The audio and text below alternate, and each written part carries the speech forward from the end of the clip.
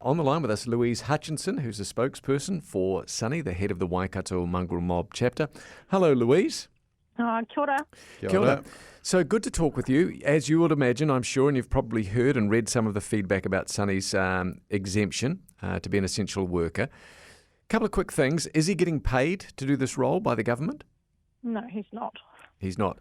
Is there a potential that he could be smuggling drugs? I'm reading texts and texts upon this, that he's smuggling drugs. Is he watched or is he being monitored in any way, shape or form?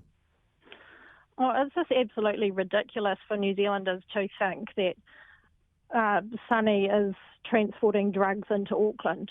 Sunny is there for the well-being and safety of the members and their whānau in Auckland, and actually for the well-being of Auckland and the greater New Zealand. You know, we know this COVID is deadly. And so we're Sunny, along with the members in Auckland, are playing their part in ensuring that any COVID cases that were part of our organisation up there were dealt with and quickly. And as of Monday, our cluster has resolved itself. So they participated in testing.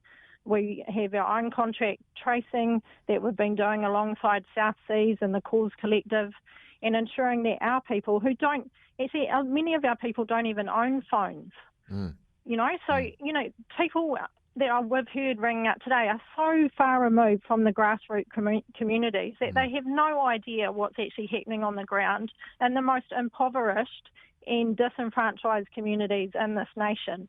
And here they are rolling up their sleeves and playing their part. So it's really, really disappointing to hear some of the feedback that's coming through on the radio, because at the end of the day, these people are human and they have children, you know, that are at risk of this as well. So there will be people listening to this, Louise, that are saying, yes, they are people and they've got children, but what about the damage they do in the community with the peddling the meth and selling drugs to young people and the violence that they cause? I'm not saying I agree with all of that, but some of that you can understand, can't you? Well, we're not talking about methamphetamine. We're here talking about COVID and the exemption of a leader who is highly respected in his strategy to address this. It's got nothing at all to do with drugs. No, of course, I agree with you, but you can see there's going to be some connection there, given the mob's history. You can see that people are going to go, hey, these guys cause so much harm. Why would we give an exemption to a person like this when there's so many that can't get them? I mean, I don't know how much you've heard, but I'm fully supportive of him doing this because I think he obviously carries a lot of mana. Incidentally, is Sunny vaccinated himself? Yes. Double-shotted? Yes. Was he tested before he crossed it's James here. Was he tested before he crossed the border? He has to, you know, as anybody, we're all following the strict protocol. So even when he returns, he has to do the whole isolation. So it's impacting, you know, and at the end of the day, it wasn't something he took lightly to actually travel up there because, you know. Who asked him to do it? The crisis response team that we've been working with in South Auckland. And is it having the desired effect? Well, our cluster has resolved, so that means it has been hugely successful, and we now have no people with COVID. So how many did you have with COVID? We had approximately 4. Right. Yeah, and we're talking about living conditions where, you know,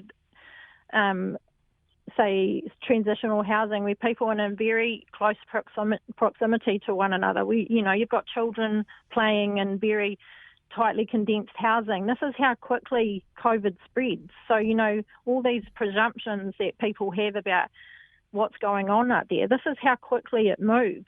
So, you know, that's why we jumped on it straight away. And luckily we've had the support of South Seas Healthcare and the Cause Collective because of their experience from the AOG chapter. I mean, that's how we're connected to that, you know, because our whānau are related. It's Pacifica, how it's just played out. It's not this perception of what's being played out there around, you know, gangs and everything that's going on. You know, these are just whānau's whānau to us. Like, we're connected, and, you know, it's just like quite disturbing to hear a lot of the rhetoric that's coming across the airwaves today. So would Sunny have convinced how many people from the mongrel mob to get vaccinated? Well, we're talking specifically about the kingdom here and our people up there. So, I mean, we now have a education workshop scheduled for next Saturday that we've been trying to roll out prior to the lockdown, Right. and that will have the ability to influence, much wider than that. Because our people, they obviously, like people have heard, they have very little trust in government departments in the health system because of the inequality. So we've worked really hard to bring in the likes of Dr. Rawiri Jensen, Colin Tuki-Tonga, those people have been helping us the last 3 weeks to ensure that we have the most accurate information and we can equip our people to know the truth around vaccination and what's in the vaccine and all those types of things. Which is a concern. Louise, really, thank you very much for calling up. You're welcome. Nice to talk with you. The voices of New Zealand cricket are back. Brian Waddle, Jeremy Coney on the front foot. This week, Dylan Conway sets off for Dubai for the World T20 Championships, refreshed from a winter break, and we assess New Zealand's early chances. Firebird skipper Michael Bracewell determined to reverse his side's first-class results. Mystery still surrounds the Ashes series, plus a tribute to Moeen Ali. Download the latest podcast now on iHeartRadio, powered by News Talk ZB. Thought-provoking, opinionated, enlightening.